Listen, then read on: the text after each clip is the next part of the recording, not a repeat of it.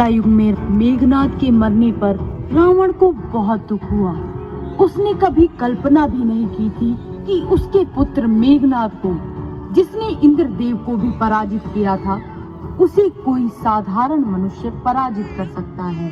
मेरे पुत्र मेघनाद को विश्व इंद्रजीत के नाम से जानता था। उसने अकेले ही इंद्रदेव को पराजित किया था। एक साधारण सा मनुष्य ऐसे वीर योद्धा का वध कैसे कर सकता है? मेघनाद के मरने के बाद रावण को अपनी पराजय साफ दिखने लगी।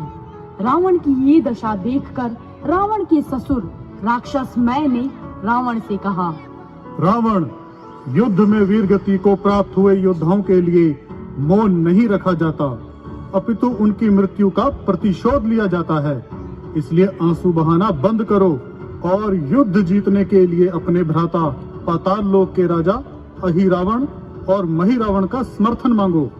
मय की बात मानकर रावण अहिरावण और महिरावण से मिलने पाताल लोक पहुंचा।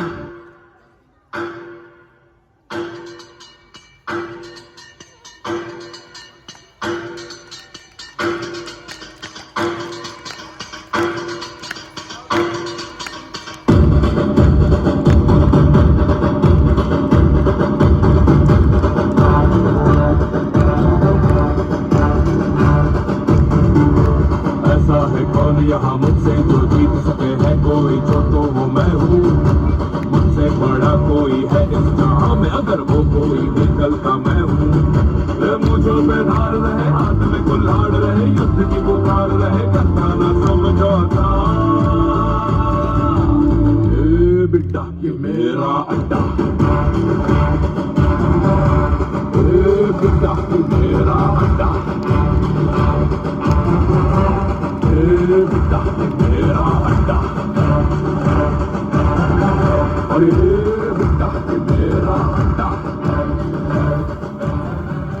अहिरावण और महिरावण, त्रिलोक विजयी रावण का प्रणाम स्वीकार करो। प्रणाम भ्राता। भ्राता अहिरावण, भ्राता महिरावण, मैं एक खास उद्देश्य से पाताल लोक आया हूँ। तुम तो जानते हो, अयोध्या से आए दो साधारण मनुष्यों ने विशाल वानर सेना के साथ लंका पर चढ़ाई कर दी है। उन्होंने कुंभकर्ण और मेघनाद का वध कर दिया, और इस संकट की घड़ी में मेरा अनुज विभीषण भी मेरा साथ छोड़कर उन वनवासियों के साथ जाकर मिल गया। अब ऐसी स्थिति में केवल तुम दोनों ही लंका की सहायता कर सकते हो। भ्राता रावण, हम आपका दुख समझते हैं। ये तो हमारा भाग्य है कि हमें आपकी सहायता करने का अवसर मिला। आप निश्चिंत रहिए भ्राताश्री, हम उन दोनों अयोध्या कुमारों को पाताल लोक ले जाते हैं और उनकी बलि चढ़ा देते हैं। इससे आपका प्रतिशोध भी पूर्ण हो जाएगा और देवी कामाक्षा भी प्रसन्न हो जाएगी। दूसरी तरफ अगस्त्य ऋषि को दिव्य दृष्टि से अहिरावण और महिरावण की इस योजना का पता चल गया। उन्होंने तुरंत ही राम और उनकी सेना को इसके बारे में सचेत कर दिया। राम लक्ष्मण की सुरक्षा की जिम्मेदारी लेते हुए हनुमान ने कहा, आप चिंता न करें अगस्त्य ऋषि, मैं स्वयं ही श्री राम और भैया लक्ष्मण की रक्षा की जिम्मेदारी लेता हूँ। श्री गुरु चरण सरोज रज, निज मन मुकुर सुधार, बरनउँ रघुबर विमल जसु, जो दायक बल चार। ज्ञान गुण सागर जय कपीस दिगुलोक उजागर, ज्ञान गुण सागर जय कपीस दिगुलोक उजागर। अतुलित बल धामा, कंचन पुत्र पवन सुत नामा, महावीर विक्रम बजरंगी, कुमति निवार सूर्य के ये वानर यहाँ क्या कर रहा है? जो भी हो, हमें इनसे युद्ध में नहीं पड़ना। तुम सही कह रहे हो महिरावण। इन अयोध्या कुमारों ने कुंभकर्ण और मेघनाथ जैसे वीर योद्धाओं को पराजित किया है, इसलिए हमें इनसे युद्ध नहीं करना चाहिए। तो हम राम लक्ष्मण का अपहरण करेंगे कैसे? उनके लिए मेरे पास एक योजना है। ये कहकर अहिरावण ने एक मंत्र पढ़ा। मंत्र पढ़ते ही दो राक्षस उनके सामने आ गए। प्रणाम स्वामी, कहिए हमारे लिए क्या आज्ञा है? हम दोनों भूमार्ग से उस शिविर के अंदर जा रहे हैं, इसलिए टीले पर बैठे वानर का ध्यान भटकाने के लिए तुम दोनों को उसे अपनी ओर आकर्षित करना है। हम समझ गए स्वामी। ऐसा कहकर दोनों राक्षस हनुमान की ओर बढ़े और हनुमान को युद्ध के लिए ललकारने लगे। अरे ओ वानर, इस तरह अपनी पूंछ का किला बनाकर उस पर चढ़कर क्या बैठा है? आ, हमसे युद्ध कर।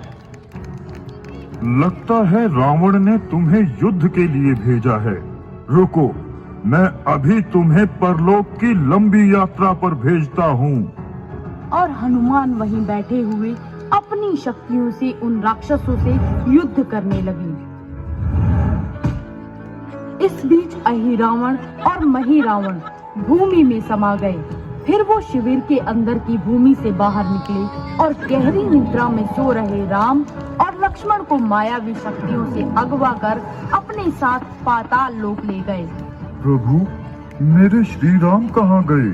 तब विभीषण वहाँ आए। लगता है अहिरावण और महिरावण पाताल लोक की देवी कामाक्षा को बलि चढ़ाने के लिए राम लक्ष्मण का अपहरण कर उन्हें पाताल लोक ले गए हैं। मैं अभी पाताल लोक जाता हूँ और प्रभु राम और लक्ष्मण को छुड़ा कर लाता हूँ।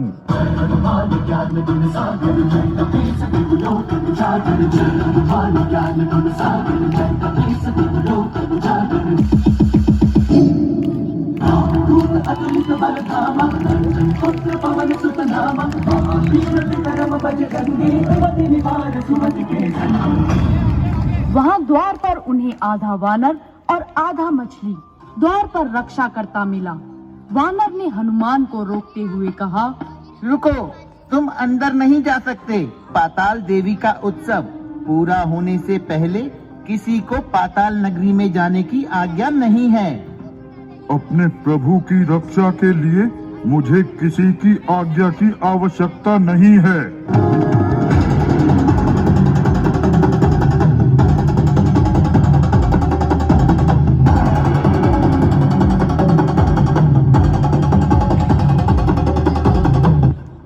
उन्हें इस प्रकार युद्ध करता देख मकरध्वज की माता वहां आई और उन्हें रोकते हुए बोली, रुकिए स्वामी, मकरध्वज से युद्ध मत कीजिए, ये आपका ही पुत्र है। स्वामी, और ये मेरा पुत्र कैसे हो सकता है? जब आपने लंका दहन कर समुद्र में अपनी पूंछ पर लगी आग बुझाई थी, उस समय आपका पसीना मेरे मुख में चला गया था। मकरध्वज उसी पसीने से जन्मा आपका ही पुत्र है। मुझे क्षमा कर दीजिए पिताजी। कल्याण हो पुत्र।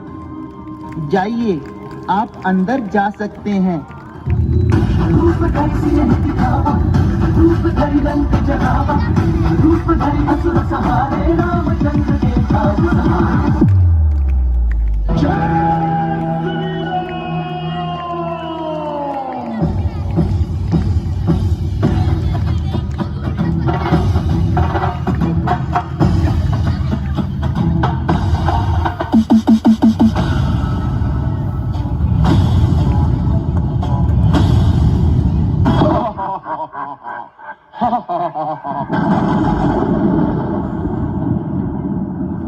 हनुमान ने उनसे बहुत वीरता से युद्ध किया, किंतु हनुमान के प्राण घातक प्रहार का अहिरावण और महिरावण पर कुछ असर नहीं हो रहा था। तभी हनुमान ने सोचा, इन राक्षसों की पत्नी नागसेना को इनकी मृत्यु का रहस्य जरूर पता होगा।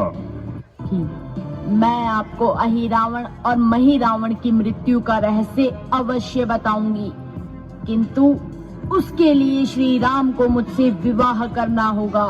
ये आप क्या कह रही हैं? मेरी यही शर्त है। रहस्य जानकर हनुमान जल्दी से देवी कामाक्षी के मंदिर पहुंचे। उन्होंने देखा कि 5 दिए अलग अलग दिशा में जल रहे हैं। ये देखकर हनुमान ने पंचमुखी हनुमान का अवतार लिया।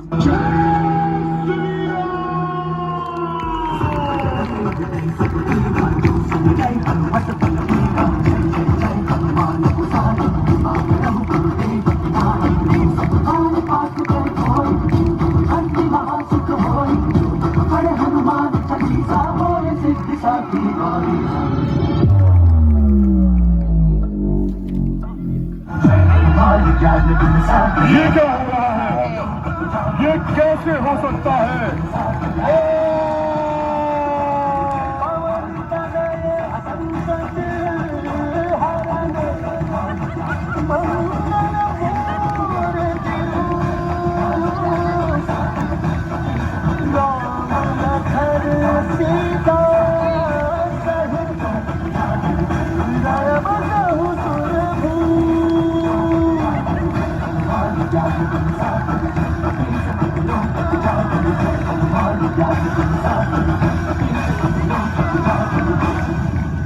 जोरदार तालियां बजनी चाहिए।